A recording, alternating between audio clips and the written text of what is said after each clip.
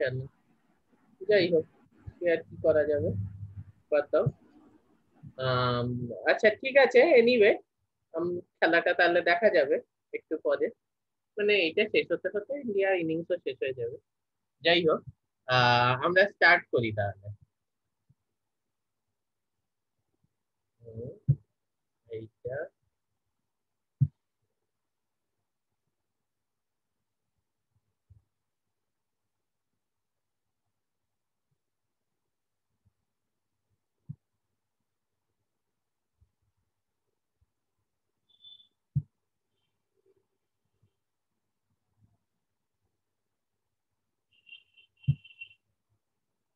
ওকে। ঠিক আছে, will start with endoplasmic reticulum. আমাদের বেসিক্যালি আর এন্ডোপ্লাজমিক রেটিকুলাম, গলজি এবং তারপর মেমব্রেন, সাইটোস্কেলিটন ইত্যাদি বাকি আছে, তো আমরা ফিনিশ করে দেব। কোনো অসুবিধা হবে হবে না, হওয়ার কথা নয়। তোমরা খালি বই থেকে পড়বে, আমার লেকচার গুলো শুনবে, স্লাইডস গুলো দেখবে, নোটস গুলো দেখবে, তাহলেই হবে। ওকে, এটা খুব একটা কিছু কমপ্লেক্স টপিক নয়, যেগুলো আমরা তোমাদের ফার্স্ট ইয়ারটা সোজাই, তারপরে একটু কমপ্লেক্স হবে। ওকে, so endoplasmic reticulum, it is one of the most তোমরা স্ক্রিন দেখতে পাচ্ছ তো প্রত্যেকে? হ্যাঁ স্যার। হ্যাঁ ওকে, গলাও শুনতে পাচ্ছ, fine. Endoplasmic reticulum, it's one of the most important organelle of our cell. আমাদের সেলে একটা খুব ইম্পর্টেন্ট অর্গানেলি হচ্ছে এন্ডোপ্লাজমিক রেটিকুলাম।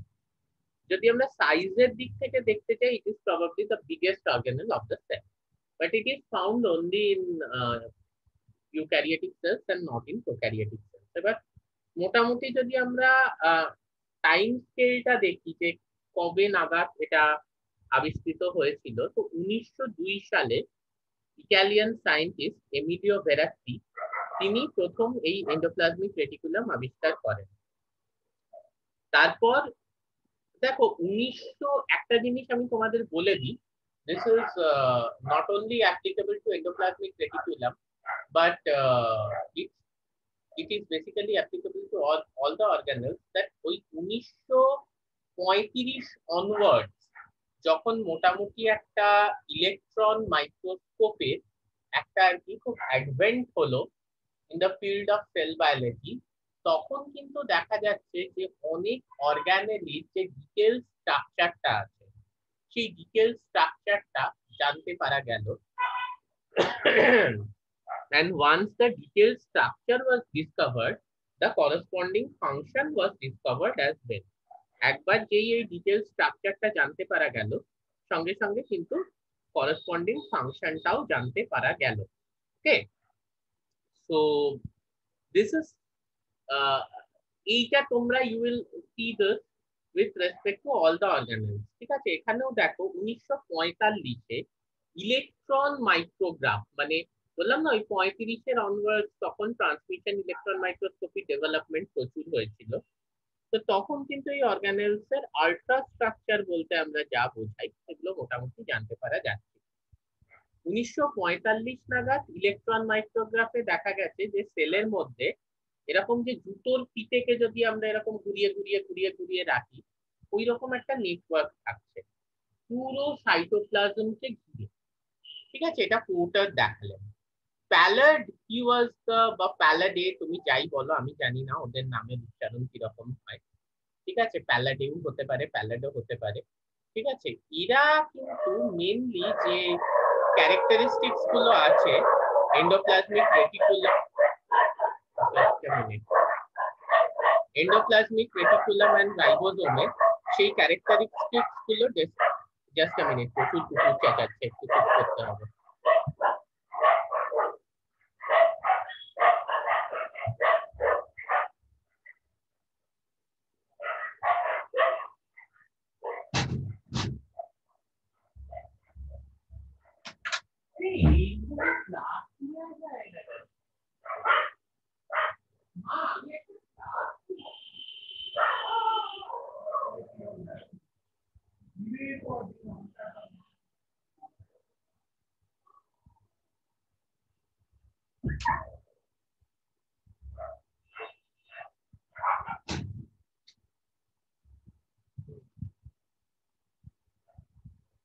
হ্যালো, হ্যাঁ, sorry for the delay.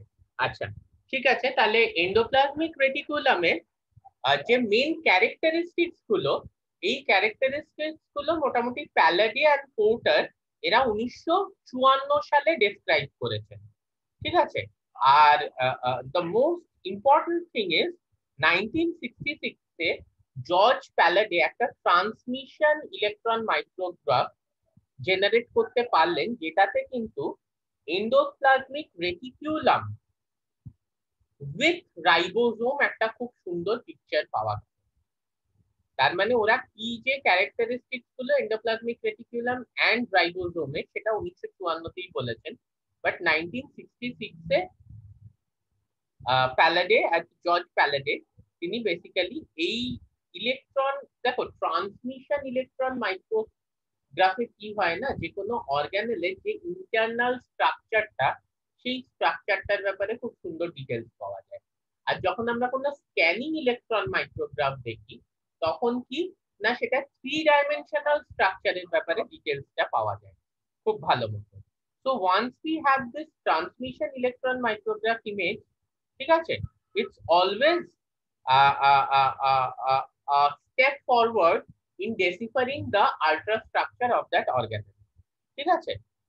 and further এই George Palade, he was the pioneering worker এই GER complex যেটাকে আমরা বলি, গলগি এন্ডোপ্লাজমিক রেটিকুলাম কমপ্লেক্স যেটাকে আমরা বলি, সেটা ডিসাইফার করার ব্যাপারে he was the pioneering worker।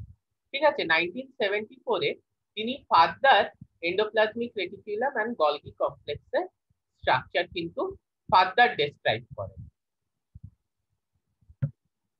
আচ্ছা, ট্রান্সমিশন ইলেকট্রন মাইক্রোগ্রাফ আর স্ক্যানিং ইলেকট্রন মাইক্রোগ্রাফ মানে সেম আর সেম, এর মধ্যে কি ডিফারেন্সটা বোঝা গেল না আরেকবার বলবো?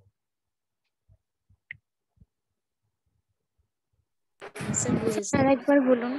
আচ্ছা, অফকোর্স, দেখো, ট্রান্সমিশন ইলেকট্রন মাইক্রোগ্রাফ হচ্ছে একটা অর্গানেল বা cell, whatever you take, সেটার যে ইন্টারনাল স্ট্রাকচার গুলো আছে, সেই ইন্টারনাল স্ট্রাকচার গুলোকে ডেসিফার করে সেম। আর সেম কি করে স্ক্যানিং ইলেকট্রন মাইক্রোগ্রাফ হচ্ছে যে তার যে 3 ডাইমেনশনাল, মানে তার যে আউটার শেপটা আছে, সেই শেপটাকে, 3 ডাইমেনশনাল যে শেপটা আছে, সেই শেপটাকে খুব ডিটেলসে ডেসক্রাইব করে। ওকে, তো এন্ডোপ্লাজমিক রেটিকুলাম আমরা জানি এটা ইউক্যারিওটিক সেলসে পাওয়া যায়, but not in all eukaryotic cells, usually red blood সেলসে, ম্যামেলে কিন্তু এটা পাওয়া যায় না। ঠিক আছে, এবং আমরা যদি সেলের টোটাল মেমব্রেনাস সিস্টেমটা দেখি, তাহলে এই এন্ডোপ্লাজমিক রেটিকুলাম এটা কিন্তু half of the total membranous system of the cell, it is constituted by this endoplasmic reticulum. ঠিক আছে, আর এই পুরো যে এন্ডোপ্লাজমিক রেটিকুলামটা, এটা কিন্তু এনক্লোজ থাকে by a continuous membrane, and this is the largest organelle, মানে সব থেকে বড় organelle of the eukaryotic cell. ঠিক আছে, এবং এইটার যে টোটাল এন্ডোপ্লাজমিক রেটিকুলামের যে মেমব্রেনটা আছে, এটা more than half of the cell মেমব্রেনের জন্য এটা কাউন্ট। ওকে, আর এই টোটাল মেমব্রেন সিস্টেমটা যে যে যে জায়গাটাকে এনক্লোজ করে আছে, ঘিরে আছে, যে স্পেসটাকে, যেটাকে আমরা লুমেন বলে থাকি, লুমেন অফ এন্ডোপ্লাজমিক রেটিকুলাম বা লুমেন অফ ইয়ার, বা যেটাকে আমরা সিস্টার্নাল স্পেস বলে থাকি, সেটাও কিন্তু প্রায় 10% of the total sell volume, হ্যাঁ, কে কনস্টিটিউট করে। তাহলে আমরা বুঝতে পারছি যে অর্গানেলটা কতটা বড়। Total it constitutes almost it's the largest organelle. Its membrane constitutes almost the 50% membranous structures of the cell, and its lumen or the cisternae that constitutes almost 10% of the total volume of the cell. So this endoplasmic reticulum, it is an extensive network of membrane, ঠিক আছে, which is enclosing the branch tubules and the flattened sacs, মানে I'll explain it. Flattened sacs মানে কিছু না, this is just the cisternae যেটাকে আমরা বলে থাকি। আর এটা কিন্তু মানে বেসিক্যালি পুরো নিউক্লিয়ার মেমব্রেনের থেকে এক্সটেন্ড করতে করতে পুরো সাইটোপ্লাজমে বিস্তৃত হয়ে গেছে। ঠিক আছে, একটা এতটাই এক্সটেন্সিভ নেটওয়ার্ক। নেক্সট হচ্ছে বায়োজেনেসিস অফ এন্ডোপ্লাজমিক রেটিকুলাম, মানে এন্ডোপ্লাজমিক রেটিকুলাম কিভাবে তৈরি হয়। Now this is a complex topic. ঠিক আছে, কারণ endoplasmic reticulum is a complex organelle, ফলে এইটার বায়োজেনেসিসটা কিন্তু একটা মাল্টি স্টেপ প্রসেস।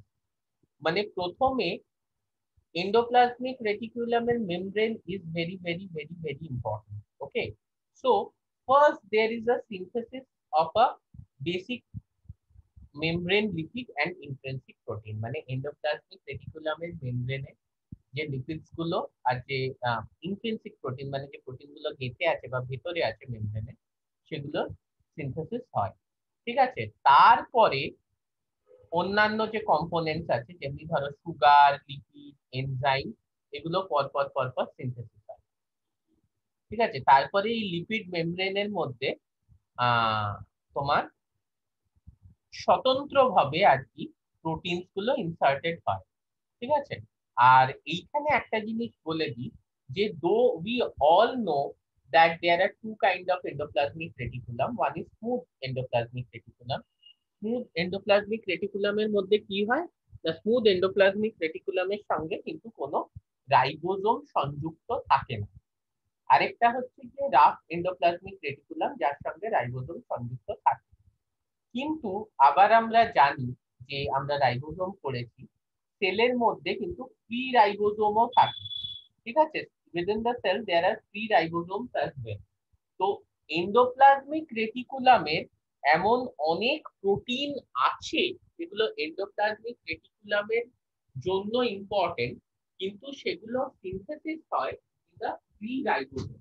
যে রাইবোজোম গুলো সাইটোজলে আছে সেই রাইবোজোমে সিনথেসিস হয় এবং তারপর তারা এন্ডোপ্লাজমিক রেটিকুলামের মেমব্রেনে ইনসার্টেড হয়।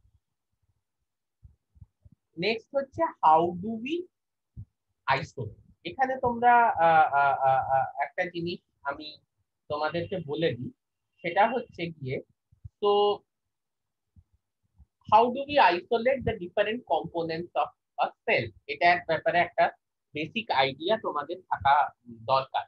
এনি ওয়ান অফ ইউ যে একটা সেলের মধ্যে যে ডিফারেন্ট অর্গানেলস আছে, মাইটোকন্ড্রিয়া আছে, then we have endoplasmic reticulum, Golgi complex, ribosome, হ্যাঁ ইত্যাদি, এগুলোকে তুমি আইসোলেট করবে কি করে? How do you isolate them? Any idea? Just ভাবো কিভাবে করা যেতে পারে, এগুলোর আইসোলেশন কিভাবে করা যেতে পারে? সেন্ট্রিফিউগেশন করে। হ্যাঁ, সেন্ট্রিফিউগেশন। সেন্ট্রিফিউগেশন, হ্যাঁ সেন্ট্রিফিউজ করে। হ্যাঁ, সেন্ট্রিফিউজ করে। তো what is the basic concept? মানে আমি তোমার কাছে ডিটেইলস প্রিন্সিপাল জানতে চাইছি না, but what is the basic concept, কিভাবে এই আইসোলেশনটা হচ্ছে যদি তুমি আমাকে বুঝিয়ে বলো।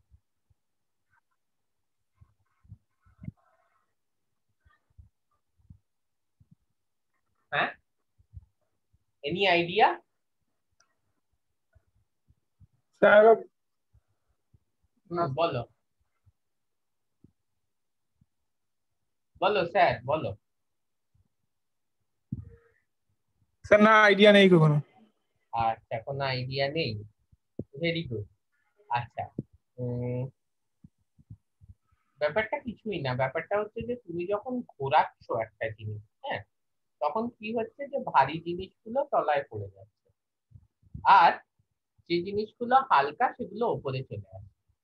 এই এই কনসেপ্টটা আমরা সবাই বুঝি যে আমরা যখন সেন্ট্রিফিউজ করি তখন কি হয় যে ভারী জিনিসগুলো তলায় পড়ে যায়, হালকা জিনিসগুলো উপরে চলে আসে। এটা তো একটা খুব বেসিক কনসেপ্ট যে চালের থেকে ইয়ে সেপারেট করা ইত্যাদি সবকিছুতেই এই এই কনসেপ্টই ইয়ে হয় যে চালের থেকে যখন আমরা কাপড় টাপড় সেপারেট করে থাকি, যেটাকে ছানা বলে আর কি, চাল ছানা ইত্যাদি, সেখানে সবই আমরা এই এই প্রসেস গুলো করে থাকি। কি করি তো বোঝা যাচ্ছে তো ব্যাপারটা? হ্যাঁ স্যার। ওকে হ্যাঁ স্যার। ওকে, ভেরি গুড। তাহলে আমরা যখন ঘোরাচ্ছি আমরা এই কনসেপ্টটা জানি যে ভারী জিনিসগুলো তলায় পড়ছে, হালকা জিনিসগুলো ওপরে চলে আসছে, দ্যাট ইজ ফাইন।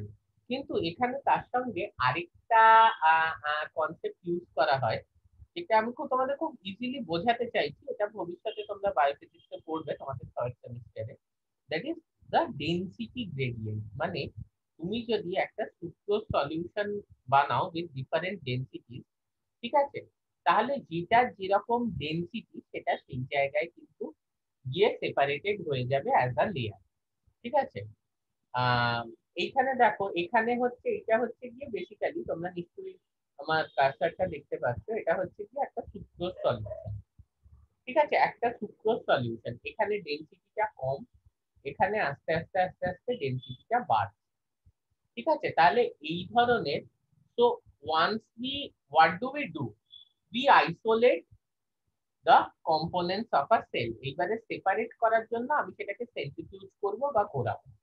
ঘোরানোর পর কনসেপ্টটা কি হবে, যে যেটার যেরকম density, obviously ribosome this are small particles, তাহলে সেটার ডেনসিটি অনেক কম হবে। কিন্তু রাফ এন্ডোপ্লাজমিক রেটিকুলাম সেটা রাইবোসোম প্লাস একটা এন্ডোপ্লাজমিক রেটিকুলাম, মেমব্রেন সিস্টেম, ভেতরে লুমেন আছে, তাতে ডিফারেন্ট এনজাইমস আছে এটসেট্রা, তো সেটার ডেনসিটিটা বেশি হবে। তো যেটার ডেনসিটিটা বেশি হবে সেটা কিন্তু তলায় সেটেল করবে। Okay, try to understand this concept. যেটার ডেনসিটিটা বেশি হবে সেটা কিন্তু তলায় সেটেল করবে, আর যেটার ডেনসিটিটা কম হবে সেটা কি হবে, সেটা উপরে উপরে ফ্লোট করবে। Okay, according to the density gradient, যে ডেনসিটি গ্রেডিয়েন্টটা এখানে অ্যাপ্লাই করা হয়েছে সেই ডেনসিটি গ্রেডিয়েন্ট অনুযায়ী কিন্তু কম্পোনেন্টস গুলো সেপারেশন হবে। So what do we do, we first মানে যখন আমি এবারে এন্ডোপ্লাজমিক রেটিকুলামকে আমি ইয়ে করতে চাইছি, আইসোলেট করতে চাইছি, তখন কি করা হচ্ছে, তো প্রথমে যেটা হচ্ছে সেলটা নিলাম। এবার সেলটা নিয়ে আমি কি করলাম, যে ডিফারেন্ট স্পিডে আমি ঘোরাচ্ছি। তো একটা নির্দিষ্ট স্পিডে কি হবে, প্রেসিপিটেট করা বা পেলেট ডাউন করার যে ব্যাপারটা, পেলেট ডাউনই বললো, precipitate is not the correct word, endoplasmic reticulum pellet down করা। বাট সেখানে অনেক কিছু থাকছে, সেখানে rough endoplasmic reticulum, smooth endoplasmic reticulum ইত্যাদি থাকছে। তারপর কি, তারপর হচ্ছে গিয়ে হোমোজেনাইজ করা। হোমোজেনাইজ করা ব্যাপারটা কি, কিছুই না, এটাকে আমরা এইভাবে বলতে পারি, মিক্সিতে যেরকম জুস বানানো হয়, তুমি সবকিছু একসাথে দিয়ে দিলে, দিয়ে ঘুরিয়ে দিলে, আলটিমেটলি সব একটা হোমোজেনিক মিক্সচার হয়ে গেল। বা বাটনা বাটার সময় যেরকম বেটে দেওয়া হয় সেরকম জিনিসটা। এন্ডোপ্লাজমিক রেটিকুলামকে যদি তুমি সেরকম কিছু করো, ঠিক আছে, তাহলে এইরকম একটা মাইক্রোজোম লাইক বডি তৈরি হয়।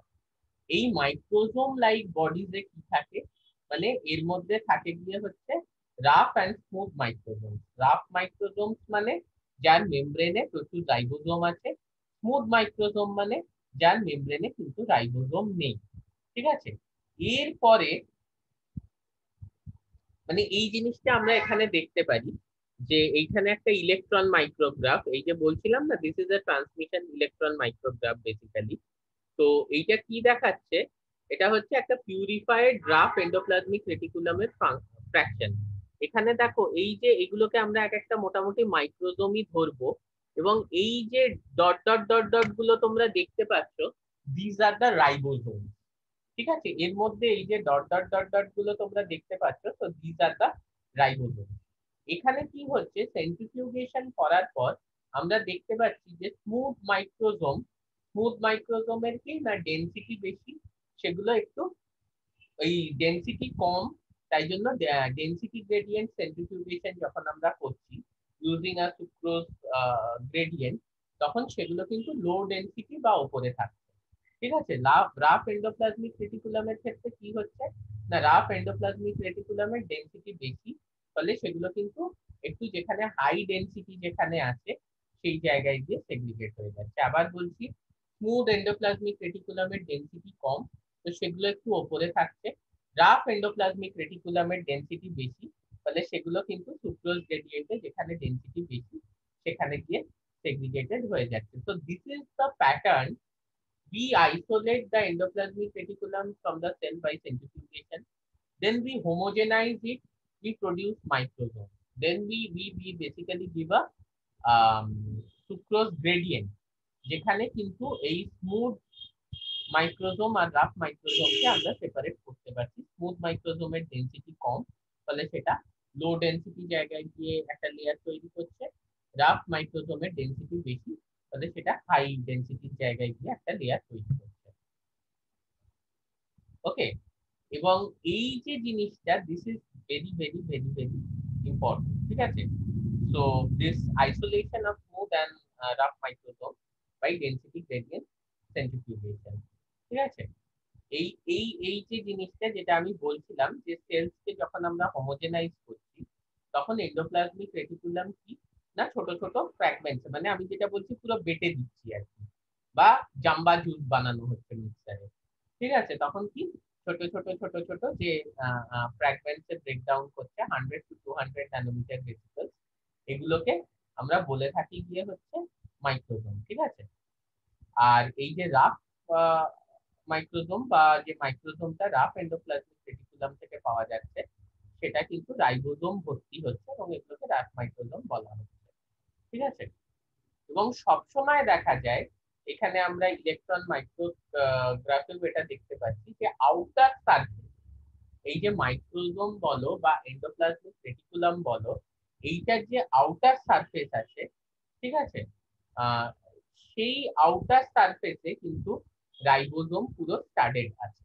ওকে, আর এটার যে লুমিনাল স্পেসটা আছে, সেই লুমিনাল স্পেসটা মানে মধ্যখানে যে খারাপ খোলা জায়গাটা, সেটা কিন্তু মোটামুটি এই যে মাইক্রোজোমের যে ভেতরটা আর এন্ডোপ্লাজমিক রেটিকুলামের যে লুমিনাল স্পেসটা, এটা biochemically equivalent. What do we mean by biochemically equivalent? তার মানে হচ্ছে যে এই যে লুমিনাল স্পেসটা বা ভেতরের ফাঁকা জায়গাটা, হুম, কি ডিসকানেক্টেড হয়ে গেছি, কানেক্ট করছি আবার তো কানেক্ট হচ্ছে না, এই যে যে ফাঁকা জায়গাটা, যেটা আর কি তোমার এন্ডোপ্লাজমিক রেটিকুলামের ভেতরে আছে, the luminal space and the interior of the microsome, they are biochemically equivalent, মানে দুটো জায়গাতেই আমরা যে যে দেখতে পাচ্ছি যে এনজাইমস থাকছে বা অন্যান্য প্রোটিনস বা লিপিডস, গ্লাইকোপ্রোটিনস ইত্যাদি, these are absolute chaperones, these are absolutely same. Okay, so this is the way we do it. We can take the cell and homogenize it, or we can give a centrifugation, যেটাতে আমরা মোটামুটি একটা endoplasmic reticulum fraction পাচ্ছি, সেটাকে isolate করে we can go ahead with the density gradient centrifugation. But as we homogenize it, the endoplasmic reticulum breaks down into small vesicles which are started with ribosomes and they are called microsomes. ঠিক আছে? আর এই যে rough মাইক্রোজোমস যেগুলো, এগুলোকে যখন আমরা purify করছি using density gradient centrifugation, আমরা যেটা পাচ্ছি সেটাকে কিন্তু ফাংশনাল ফর্মে পাচ্ছি। মানে একটা রাফ এন্ডোপ্লাজমিক রেটিকুলাম যা যা ফাংশন করতে পারে, এই rough microsome, that is the your small vesicles, 100 to 200 nanometer vesicles started by ribosome, ঠিক আছে, এরাও কিন্তু সেম ফাংশন করতে পারছে। তো এন্ডোপ্লাজমিক রেটিকুলামের ফাংশন জানার জন্য আমরা কিন্তু, বা এন্ডোপ্লাজমিক রেটিকুলাম কি কি প্রসেস পারফর্ম করে সেগুলো জানার জন্য আমরা কিন্তু এই ধরনের মাইক্রোজোম স্টাডি করতে পারি, ঠিক আছে?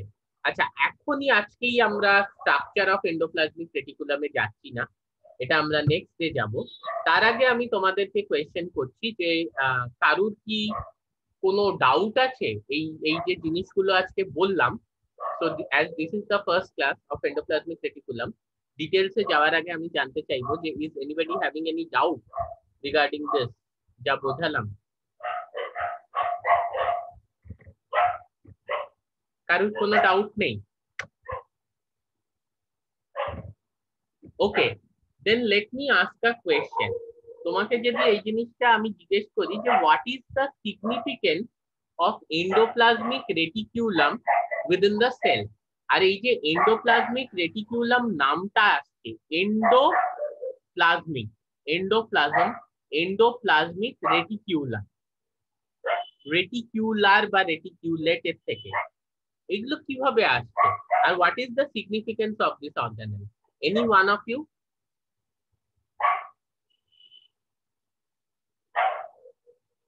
Sir, protein synthesis. Yeah, protein synthesis is one of the most important function of endoplasmic reticulum, right? Proceed. আর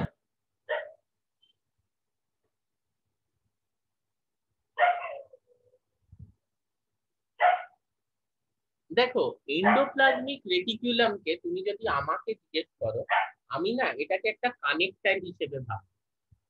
মানে সেলের কোনো প্রসেসে সব থেকে ইম্পর্টেন্ট হচ্ছে কি একটা কানেকশন। একটা প্রোটিন দরকার, খুব মন দিয়ে ব্যাপারটা বোঝো। আমার এক্সট্রা সেলুলার ম্যাট্রিক্সে কোনো একটা ফাংশনের জন্য বা ব্লাডে কোনো একটা ফাংশনের জন্য সেই প্রোটিনটা আলটিমেটলি সিনথেসাইজ হবে ধরো এন্ডোপ্লাজমিক রেটিকুলাম। কিন্তু তার আগে সেই প্রোটিনের যে করসপন্ডিং জিনটা আছে সেই জিনটা কোথায় আছে? নিউক্লিয়াসে আছে। তাহলে সেটা ট্রান্সক্রিপশন হতে হবে। ওকে, সো দ্য জিন it has to produce mRNA from the gene by the process of transcription. So once the mRNA is being produced, now this mRNA has to be transported to the endoplasmic reticulum. বোঝো, নিউক্লিয়াসে একটা signal, সেখান থেকে একটা জিনের expression হলো। Now this gene is producing an mRNA. Now this is coming to the endoplasmic reticulum. There is a connection. আমরা জানি যে nuclear envelope is continuous with the membrane of the endoplasmic reticulum. Endoplasmic রেটিকুলামে প্রোটিনটা synthesis হচ্ছে fine, কিন্তু সেই প্রোটিনটাকে কিন্তু আমি ব্লাডে বা এক্সট্রাসেলুলার ম্যাট্রিক্সে পাঠিয়ে দিচ্ছি না, বা এক্সট্রাসেলুলার স্পেসে পাঠিয়ে দিচ্ছি না ফাংশনের জন্য। সেই প্রোটিনটা যাচ্ছে গিয়ে হচ্ছে গলজি অ্যাপারেটাসে ফার্দার প্রসেসিং এবং প্যাকেজিং এর জন্য, কারণ we need the functional protein. Endoplasmic রেটিকুলামে যে প্রোটিনটা তৈরি হচ্ছে, রাদার রাফ এন্ডোপ্লাজমিক রেটিকুলামে যে প্রোটিনটা তৈরি হচ্ছে by means of ribosome, it may not be the functional form of protein. তাহলে প্যাকেজিং এর জন্য আর প্রসেসিং এর জন্য এটা গলজিতে গেল, সেখানে প্রসেসিং প্যাকেজিং হলো, সেখান থেকে মেবি এটা একটা ভেসিকলের মধ্যে গেল। এই ভেসিকলটা এবারে কিন্তু বেরিয়ে চলে যাচ্ছে from the cell and releasing the protein in the extracellular space or in the blood. ঠিক আছে, তাহলে এই যে একটা connection from the nucleus to the endoplasmic reticulum to the Golgi apparatus to the lysosome maybe or to other vesicle and to the extracellular matrix or the extracellular space, এই পুরো যে কানেকশনটা, এই কানেকশনটা যেটা সব থেকে ইম্পর্টেন্ট লিঙ্ক, ফাংশনাল লিঙ্ক, সেটা হচ্ছে গিয়ে আমাদের endoplasmic reticulum. This is the biggest functional link of this entire process. যে একটা নিউক্লিয়াসে সিগন্যাল আসার থেকে একটা ব্লাডে বা এক্সট্রাসেলুলার স্পেসে গিয়ে একটা ফাইনাল টার্গেট ফাংশন করা, এই পুরো জিনিসটার যেটা বেস্ট লিঙ্ক, যেখানে অ্যাকচুয়ালি ফাংশনাল প্রোটিনটা সিনথেসিস হচ্ছে, that's the endoplasmic reticulum. Having that, it amalgamates the nuclear signal and process it to a product which is further processed by Golgi and secreted by vesicle. So একটা বিশাল network, যার জন্য GERL complex এই ব্যাপারটা পড়াটা এত essential. It's unfortunate যে তোমাদের সিলেবাসে লাইসোজোম একটা অন্য ইউনিটে আছে আর গলজি এন্ড এন্ডোপ্লাজমিক রেটিকুলাম একটা অন্য ইউনিটে আছে। So anyway we can't do much about it. আমরা এই প্রত্যেকটা জিনিসকে অ্যামালগামেট করেই পড়ার চেষ্টা করব and hopefully will do good, কোনো অসুবিধা হবে না। Okay, so tomorrow is Saturday, Sunday 8 PM we will have our next class. Sunday 8 PM এ আমরা আমাদের নেক্সট ক্লাস